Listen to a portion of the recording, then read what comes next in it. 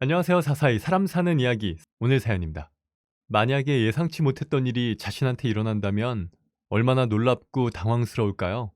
그런데 그것이 사실은 더 큰 무언가를 덮고 있는 심각한 상황이었다는 걸 알게 된다면 말이죠. 자신에게 생긴 충격적인 일이 사실은 빙산의 일각이었다면 그 속에 숨겨져 있을 엄청난 상황에 회복하기조차 힘든 손상을 입고야 말겠죠.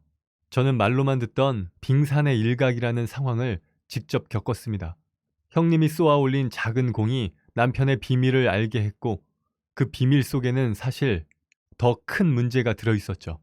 남편의 비밀을 알게 해주신 형님이 제 평생의 은인이라는 생각이 들 정도네요. 결혼 생활 내내 햄스터처럼 야금야금 돈을 숨겨둔 제 남편에 대해 이야기를 해볼까 합니다. 안녕하세요. 전 남편과 결혼한 지 5년 만에 이혼한 전아름이라고 합니다. 이제 어린이집에 다니는 딸 하나가 있죠. 그리고 부모님과 평범한 직장을 다니는 남동생이 하나 있고요. 전 남편에겐 부모님과 형이 있습니다. 남편과 저는 소개팅으로 만났네요. 전 20대 중반부터 직장 생활을 쭉 해오다가 30살이 되던 해에 직장 동료에게서 남편을 소개받았죠. 그렇게 남편과 저는 1년 정도 평범한 연인으로의 만남을 가졌고 시간이 흘러 남편에게서 결혼 이야기가 나왔네요. 저는 평소에도 남편의 무난하고 평이한 성격이 주는 편안함에 끌려왔던 터라 남편과 결혼하기로 했습니다. 우리는 양가 부모님의 도움 없이 서로 모은 돈을 공개하고 합쳐서 결혼을 하기로 했죠. 그냥 소박하고 간결하게 하기로 했기에 예물과 예단은 생략하고 결혼 반지만 하기로 했네요. 남편이 모은 돈이 8천만 원, 제가 모은 돈이 1억이었기에 둘이 합쳐 1억 8천만 원의 자금이 있었습니다. 그리고 신혼집으로 3억 2천의 전셋집을 구하게 되었죠. 여기에 더해 결혼식 및 혼수 비용으로 총 1,500만 원이 들어갔는데 부족한 돈은 대출을 받게 되었네요. 저희가 필요한 대출 금액이 1억 5천이 넘었죠. 그런데 남편이 대출을 500만 원 더 받자고 하더군요. 왜? 어머님들 한복이랑 아버님들 양복, 그리고 형이랑 처남 양복 정도는 해줘야 하지 않겠어? 예단을 하자는 거야? 아니, 예단 말고 그냥 선물.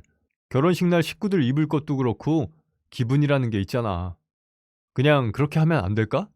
원래 그런 거 안 하기로 했는데 갑자기 저런 말을 하니 조금 짜증은 나기는 했지만 좋은 게 좋은 거라고 저도 그러자 했죠. 그렇게 1억 6천만 원의 빚을 갖고 시작하게 되었네요. 양가에서 조금씩 도움을 받을 수도 있었지만 저희 집에도 미혼인 남동생이 남아 있었고 남편 쪽에서도 형보다 동생이 먼저 하는 결혼이었기에 우리는 부모님의 지원을 받지 않기로 한 거였죠. 그런데 이 아주버님 때문에 종종 기분이 상하곤 했네요. 아주버님은 말수가 적고 항상 뚱한 표정이었습니다. 현재 중소기업을 다니는데 월급이 많지 않은 편이라고 들었어요. 저는 아주버님한테도 살갑게도 굴어봤지만 무뚝뚝한 아주버님의 반응에 저만 민망해지기 일쑤였죠. 그런 저에게 시어머니도 시아버지도 애쓰지 말라고 하시더군요. 남편까지도 형한테 그냥 그러려니 하면 된다고 했죠. 그래서 저도 점점 아주버님을 신경 쓰지 않게 되었네요. 그렇게 저희는 결혼식을 치르게 되었습니다. 결혼식 전날 남동생은 저에게 결혼 축하한다면서 축의금으로 200만 원을 챙겨주더군요. 거금을 흔쾌히 내어준 동생에게 참 고마운 마음이었네요. 그리고 결혼식 당일 저희는 주위 사람들의 축하를 받으며 식을 무사히 진행했죠. 그런데 예식 진행 후 패백을 할 때 패백 도와주시는 분 수모님이 아주버님과도 맞절을 하라고 하시더군요. 하지만 아주버님은 동생이 먼저 결혼하는 거라며 끝끝내 맞절을 거부했죠. 그때 수모님, 친정 식구들, 저, 시부모님 모두 상당히 민망했네요. 새 식구 인사하는 건데 그냥 받으시지 싶었지만 억지로 아주버님을 앉힐 수는 없으니 그냥 생략하고 넘어갔죠. 하지만 아주버님에게 드는 떨떠름한 기분을 지울 순 없었네요. 어찌됐든 결혼식을 무사히 마치고 신혼여행을 갔습니다. 여행을 즐기는 틈틈이 저희는 가족들의 선물을 준비했죠. 어머님들 선물은 유명 명품 브랜드 가방, 아버님들 선물로는 비슷한 브랜드의 지갑과 양주, 제 남동생 선물은 동생이 저에게 사다 달라고 부탁한 구두, 아주버님 선물도 비슷한 가격대의 신발을 구입하려 했지만 남편의 만류에 비슷한 가격대에 옷을 사갔습니다. 그리고 친정과 시댁을 들러 선물을 드렸죠. 다들 아주 기쁘게 받아주시더군요. 아주버님만 빼고 말이죠. 그냥 그러려니 하면서도 아주버님에게 또다시 서운한 마음이 들더군요. 사실 아주버님에게 자꾸 서운한 기분이 드는 이유는 따로 있었습니다. 신혼여행 후 집에 돌아와서 남편과 함께 축의금 내역을 컴퓨터에 정리하는데 아무리 찾아봐도 아주버님으로부터 축의금을 받은 흔적이 없더군요. 솔직히 제 동생이랑 비교되면서 아주버님에게 큰 실망감을 느꼈죠. 하지만 대놓고 남편에게 아주버님은 우리 결혼할 때 아무것도 안 해주신 거냐고 대놓고 물어보기에는 조금 불편한 기분이 들어서 일단 그냥 넘어갔네요. 그렇게 크고 작은 일들이 지나가고 우리 부부는 알콩달콩 신혼생활을 즐겼습니다. 남편과 저는 맞벌이였기에 생활비 통장에 각자 150만 원씩 입금해 생활하기로 하고 나머지 돈은 각자 관리하되 언제든 서로 투명하게 공개하기로 했죠. 그런데 그렇게 살다 보니 생활비에서 시댁으로 들어가는 돈이 너무 많더군요. 명절, 어버이날, 생신은 당연히 챙기지만 시댁에서 제사할 때 제사비, 김장할 때는 김장비, 게다가 시부모님 결혼 기념일까지 이 모든 걸 우리 생활비로 챙기려는 남편에게 점점 짜증이 났네요. 모든 것을 양가 공평하게 할 수는 없다지만 친정은 명절, 어버이날, 생신 말고는 들어가는 돈이 없는데 반해 시댁은 이에 더해 추가적으로 돈이 더 들어가는 거였죠. 시댁 제사만 해도 증조부님, 할아버님, 할머님 이렇게 총 3번의 제사가 있습니다. 특히나 제사는 평일이 대부분이기 때문에 가지도 못하니 남편은 돈이라도 보내자 하더군요. 1년에 총 10번의 시댁 행사를 챙기다 보니 결국 한 달에 2, 30만 원씩 꼬박꼬박 시댁에 드리는 꼴이었네요. 조금씩 짜증이 쌓이던 저는 결국 남편에게 시부모님 결혼 기념일은 오빠 용돈으로 챙겨. 나도 그렇게 했어. 라고 말해버렸죠. 남편은 제 통보에 한참 동안 뜸을 들이더니 알았어 하고 대답하더군요. 제사비나 김장비 같은 건 제 입장에서 억울하긴 하지만 어쩔 수 없다고 생각했죠. 다만 돈은 돈대로 보내면서 고맙다 인사 한번 못 받은 마음은 여전히 좋지 않았네요. 아무튼 상황은 그렇게 일단락되었습니다. 그러던 어느 날 남편이 저에게 이번 주에 형 생일인데 얼마라도 보내자라고 하더군요. 안 그래도 아주버님에게 좋지 않은 감정이었던 저는 결국 남편에게 짜증을 내버렸습니다. 당신 결혼 전에도 이렇게 다 챙겼어? 아니. 남편은 심드렁하게 대답하더군요. 네, 저도 남편이 결혼 전에는 그렇지 않았다는 걸 너무나 잘 알고 있었습니다. 그럼 왜 결혼하고 나서 효자가 된 건데? 그래도 가정을 꾸렸으면 할 건 해야지. 남편의 대답에 우라가 치밀은 저는 그동안 담아온 속내를 드러내버렸죠. 그래서 가정을 꾸리지 않은 아주버님은 우리 결혼식에 축의도 안 했냐? 그럼 결혼도 안 한 내 동생은 왜 200이나 한 건데? 그러자 남편 하는 말이 자기네 집은 결혼하고 난 다음에 그런 걸 한다네요. 저는 남편의 답답한 논리에 짜증이 났지만 부부싸움을 놓고 하나하나 잘잘못을 따질 수는 없으니 100번 이해하고 넘어가자 하면서 넘어갔습니다. 이후로도 비슷한 다툼이 몇 번 더 있었고 조금씩 시댁으로 들어간 돈을 친정과 비슷한 수준으로 맞추며 그럭저럭 살았네요. 그리고 결혼한 지 2년이 지나 저희 부부 사이에 딸이 태어났습니다. 양가 모두 첫 손주이다 보니 크게 기뻐하셨고 친정 부모님과 시부모님은 축하한다며 큰 돈을 해주셨죠. 그리고 제 동생 역시 누나가 아기 낳았다고 고생했다며 통 크게 100만 원을 보내주더군요. 그런데 아주버님은 역시 아무것도 없었네요. 축하한다고 문자 한 번을 안 보내더라고요. 이제 뭐 아주버님한테 서운하다는 기분도 안 들었네요. 아휴, 됐어. 그냥 아주버님에게 더 이상 기대할 건 없다 싶었죠. 그렇게 딸은 무럭무럭 자라 어느새 돌이 되었습니다. 돌잔치를 하던 날 양가 부모님들은 당연히 돌반지며 축하금을 챙겨주셨고 제 동생 또한 조카에게 선물이라며 100만 원을 보내왔죠. 사실 동생은 틈틈이 조카 선물을 보내왔기에 돌 때는 아무것도 하지 말라고 했건만 그래도 돌은 돌이라며 따로 챙겨주더군요. 반면 아주버님은 전혀 없었죠. 어차피 출산 이후 마음을 내려놓았기 때문에 이제 그냥 남이다 생각하고 지냈습니다. 그러다 우리 딸이 24개월 정도 되었을 때 아주버님이 결혼을 한다는 소식을 듣게 되었네요. 그리고 남편은 아주버님 결혼에 300만 원 정도는 해야 할 것 같다고 말하더군요. 그 돈이 어디서 나냐고 물으니 우리가 모은 돈에서 300만 원을 주자고요. 힘들게 삭힌 아주버님에 대한 짜증이 확 솟구치더군요.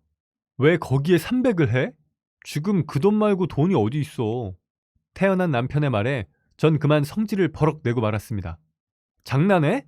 당신 돈으로 해. 난 결혼할 때 아주버님한테 받은 거 하나도 없어. 근데 뭐? 지금 이 상황에 300? 사실 제가 이토록 화날 수밖에 없었던 데에는 다 이유가 있었죠. 저는 애를 낳고 난 뒤에 복직을 못하고 직장을 그만두게 되었습니다. 그래서 생활비 문제로 티격태격 해오던 중이었네요. 저는 남편에게 남편의 용돈을 제외한 월급을 모두 제가 관리하겠다 했지만 남편은 싫다며 그렇게 해주지 않고 있던 상황이었죠. 임신 전에는 서로 생활비로 150만 원씩 내서 300만 원으로 대출금 상환하면서 생활도 하고 집안 행사도 챙기고 저축도 했지만 지금은 남편이 생활비로 200만 원만 주고 있었습니다. 나머지는 예전같이 본인이 관리하고 있고요. 저축은 당연히 못하고 종종 적자도 납니다. 결국 지금까지 모아둔 돈에서 야금야금 빼먹으며 지내고 있었던 거죠. 남편은 그런 상황을 뻔히 알면서도 아주버님 결혼에 300만 원을 해드려야 한다고 빠득빠득 우겨대더군요. 결국 저와 남편은 서로 물어뜯고 피 터질 듯 심각하게 싸우고 말았죠. 지칠 만큼 싸운 끝에 결국 아주버님 결혼식에 200만 원을 추기하기로 했네요. 남편이 끝내 물러서지 않았으니까요. 그래서 전 여전히 기분이 썩 좋지 않았죠. 아, 정말 왜 이렇게까지 해야 하는 건데? 그런데 아주버님에게 축의금으로 200만 원을 보내드렸는데 남편이 패백할 때 절값으로 두둑한 봉투를 내어놓더군요. 상의된 것이 없었기에 전 당황했지만 침착하게 넘기고 나중에 절값으로 얼마 한 거냐고 물었죠. 그랬더니 100만 원을 넣었다네요. 그 말을 들으니 전 그간 부부싸움 했던 게 너무 허탈해지더군요. 이로써 결국 아주머님한테 300만 원이 가게 된 셈이죠. 이후 아주머님네는 바로 임신을 했고 무사히 출산까지 했죠. 아들이었습니다. 시부모님은 아주버님네가 아들을 낳았다고 어화둥둥 신이 나셨죠. 하지만 그동안 아주버님한테 쌓인 게 많았던 저였기에 출산에 대한 축하는 따로 하지 않았네요. 그때부터 형님과의 신경전이 벌어졌습니다. 괜찮은 집 딸이었던 형님은 시댁에 드리는 돈의 단위부터가 달랐고 저와 남편은 자연스레 기가 죽었죠. 당연히 시부모님도 더 큰 액수를 좋아하셨으니까요. 그때부터 남편은 형님네 하는 액수를 물어봐서 그만큼 해야 한다고 고집을 피우기 시작했습니다. 저는 집안 행사에 지금까지 우리가 하던 대로 하면 좋겠는데 계속 금액으로 경쟁하듯 그러더군요. 그래서 저는 지금까지 아주버님은 안 했고 우리는 계속 했으니까 우리는 이 정도만 해도 돼. 우리 분수에 맞게 하면 그걸로 충분하다고 하며 남편과 싸워야만 했죠. 이에 대해 남편은 평소와 다른 행동을 보이기 시작했습니다. 당시 남편은 평소 제가 인터넷으로 구입하는 소모품에 별 관심이 없는 사람이었죠. 그런데 갑자기 어느 날부터 남편이 싼 거 타령을 하더군요. 집에서 쓰는 아기 물티슈가 비싸다고 하질 않나 제 얼굴에 바르는 3만 원짜리 수분 크림이 비싸다고 타박을 하기도 했죠. 물론 그런 남편에게 저는 물티슈는 싼 거 사면 얇아서 2장, 3장씩 뽑아 쓰게 돼. 그리고 얼굴에 바르는 크림이 30만 원도 아니고 3만 원 가지고 뭐가 비싸다는 거야? 내가 이 정도도 못 발라? 하고 받아쳐버렸네요. 그런데 그게 다가 아니었습니다. 남편은 심지어 집에 있는 물건을 중고 거래로 내다 팔기도 하더군요. 사실 처음에 딸이 아기 때 쓰던 물건을 중고 거래로 팔자고 하길래 저는 그래, 그러자고 했죠. 그렇게 몇 번 아기용품을 판매한 남편이 그 뒤로도 자꾸 뭘 내다 팔고 싶어하는 눈치였네요. 괜히 집에 있는 물건을 뒤적거려 보기도 하고 이거 쓰는 거야? 하는 질문을 하기도 했죠. 그러더니 남편은 제가 자주는 아니지만 가끔씩 쓰는 물건까지 갖다 팔자고 하더군요. 주석이나 대용량 덩치 큰 믹서기 같은 것 말이죠. 그래서 남편에게 그건 내가 쓰는 건데 왜 파냐고 되려 물어봤네요. 도통 남편의 제안에 대해 전 이해할 수가 없었죠. 저 인간이 요즘 왜 저래 진짜? 전 남편의 알 수 없는 갈수록 이상해져가는 행동에 의아하면서도 남편이 이제 외벌이이다 보니 짠돌이로 변해가나 보다 하고 넘겼네요. 하지만 당시 남편은 우리 가족의 생활비는 아끼려고 하면서도 시댁 행사에는 자꾸 통 크게 굴려하니 제가 환장할 노릇이었죠. 그렇게 시간이 흘러 시조카의 돌잔치가 다가왔습니다. 전 그간 쌓인 감정도 있고 경제 사정이 썩 좋지도 않아서 남편에게는 알아서 하겠다 하고 20만 원만 했죠. 돌잔치 후에 형님에게서 전화가 왔네요. 형님은 와줘서 고맙다며 정신없어서 인사도 제대로 못했다고 하더군요. 그래서 저도 형님에게 아니에요 형님 조금밖에 못해서 죄송해요 라고 말했습니다. 그런 저의 형식적인 대답에 형님이 말했죠. 아니야 무슨 소리야. 와준 것만으로도 고맙지. 그런데 동서 요즘 좀 힘들어? 그럼 시부모님께 들어가는 건 우리가 좀 더 부담할게. 너무 부담 갖지 마. 사실 형님은 그냥 착하게 말했던 것 같은데 그 말을 들은 순간 전 순간적으로 자존심이 확 상했네요. 그래서 형님에게 하소연을 했죠. 형님, 사실 저희 결혼할 때부터 지금까지 아주버님한테 이런 한 푼도 받은 게 없어요. 결혼식, 출산, 아기 돌 전부 아무것도 못 받았어요. 저도 유치하다는 거 아는데 그래서 기분이 좀 상한 거예요.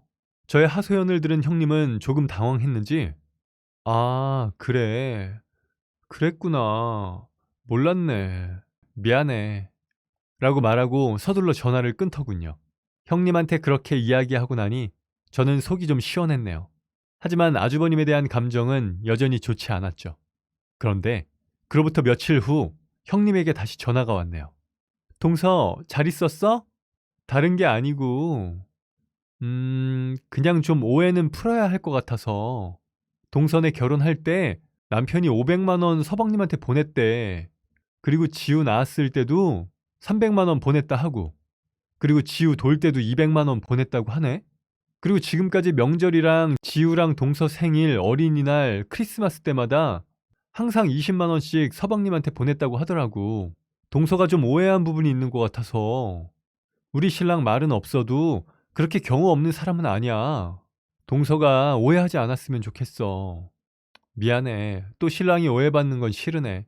형님의 얘기를 듣고 나니 머리가 띵해지더군요. 몇 년 동안 저는 아주버님의 경우 없음에 불만을 품어왔건만 그게 아니었다는 게 너무나 당황스럽고 어안이 벙벙했죠. 전 그날 저녁 당연히 남편을 잡았습니다. 남편이 집에 오자마자 아주버님이 지금까지 보낸 돈 어디 있냐고 화를 내며 소리쳤네요. 제 말에 남편은 당혹감을 감추질 못하더군요. 어? 어떻게 알았어? 남편의 질문에 전 제가 아주버님에 대해 오해하고 있다는 형님 말이 맞다는 걸 확신할 수 있었죠. 전 본격적으로 남편에게 따졌습니다. 당신 그동안 아주버님이 준 돈을 나 몰래 가로채서 몰래 꽁쳐둔 거야? 네가 햄스터야? 그런데 저의 말에 당황한 듯 하더니 잠시 머뭇거리던 남편은 주절주절 변명을 늘어놓더군요. 아니, 내가 당신한테는 좀 나중에 말하려고 했는데 정말 급하게 필요할 때를 생각해서 비상금을 모아둔 거야. 그래, 알았어. 그랬다고 쳐. 지금이 정말 급하게 필요한 상황이니까 지금까지 꽁쳐둔 돈 다 갖고 와.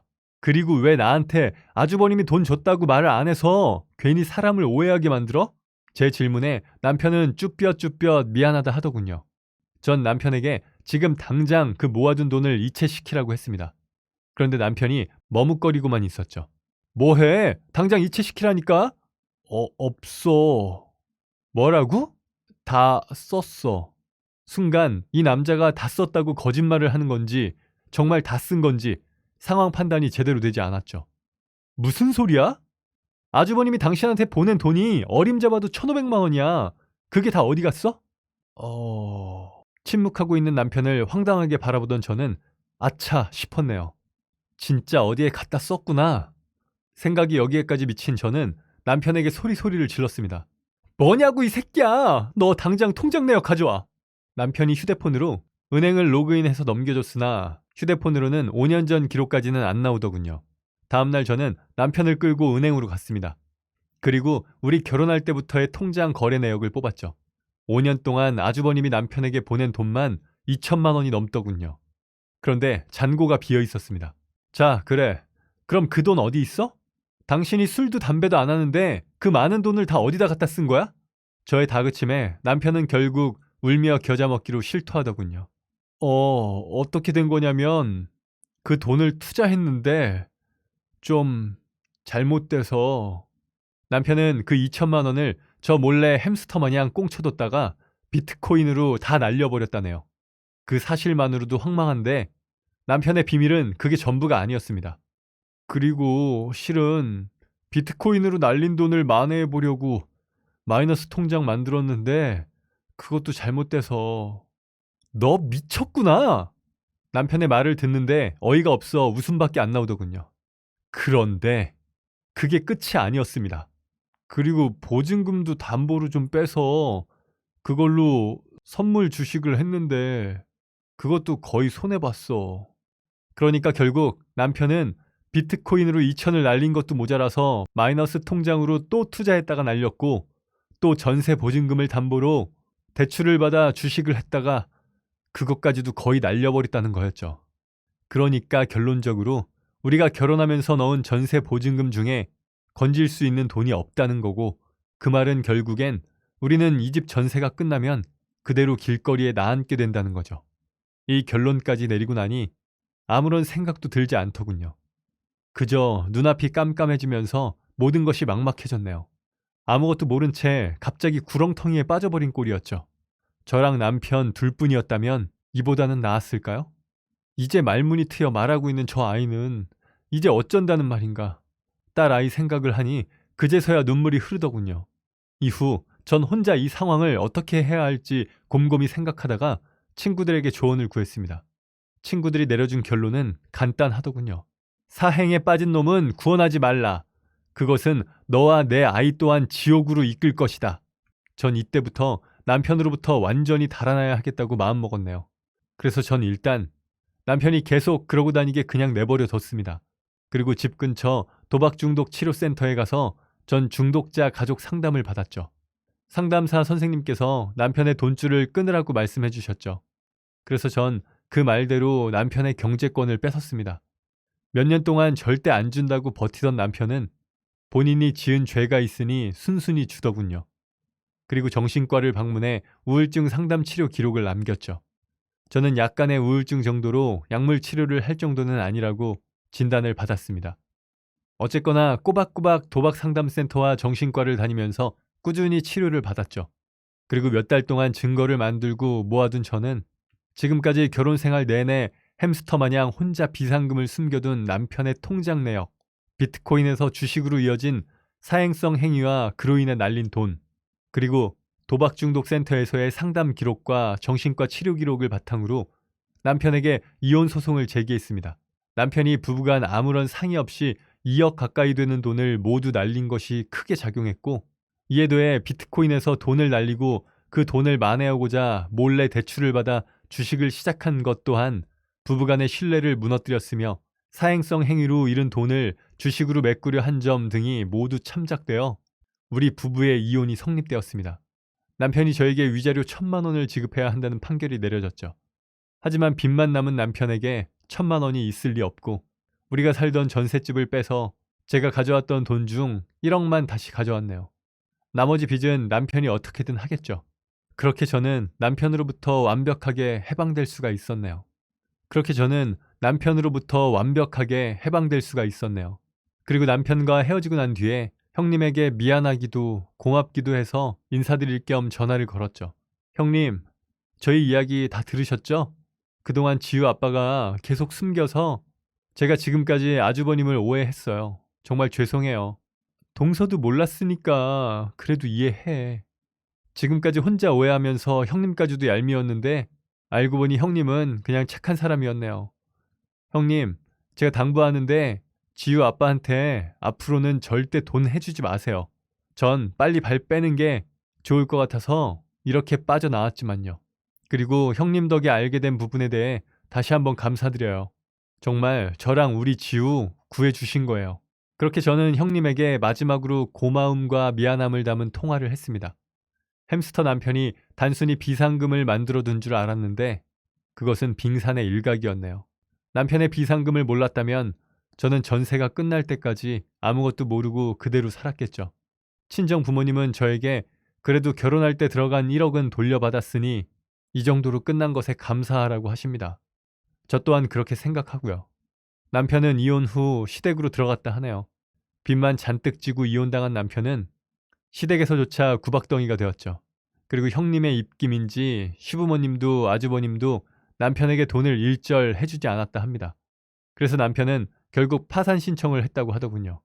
하지만 여전히 그 뒤로도 정신 못 차리고 한탕할 기회를 노리면서 게임장을 들락날락 하고 있다네요. 얼마 전에는 저에게 연락이 오더니 돈을 빌려달라 하더군요. 아이 아빠로서 존중은 해주려 했건만 결국 저는 시원하게 욕을 한 바가지 해주고서 전화를 끊어버렸네요. 저와 딸 아이는 친정 근처로 이사를 했습니다. 딸의 육아를 부모님이 도와주고 계시죠. 그렇게 저는 다시 일어서기 위해 노력 중입니다. 최근 경력을 다시 쌓기 위해 일을 시작했네요. 햄스터 남편의 몰래 숨겨놓은 돈으로 시작된 몹쓸 짓으로부터 그나마 더 늦기 전에 무사히 탈출한 것은 정말 천만다행이라고 생각합니다. 저와의 이혼 후에도 여전히 사행성 행위에 벗어나지 못한 게임장이나 다니는 정신나간 사람이 좋은 아빠가 될 리가 없으니까요. 혹시라도 그 비상금을 몰라 이 사실을 모르고 길거리에 나앉았다면 어떻게 되었을지 생각하면 다시 한번 아찔한 게 가슴이 떨리네요. 이제 딸아이와 그런 걱정 없이 열심히 함께 살아보렵니다. 지금까지 저의 햄스터 남편 이야기를 들어주셔서 감사합니다. 오늘도 마음 편한 하루 보내시길 바랍니다. 네, 오늘 사연은 여기까지입니다. 사람 사는 이야기 채널 구독과 좋아요, 알람 설정 부탁드립니다. 감사합니다.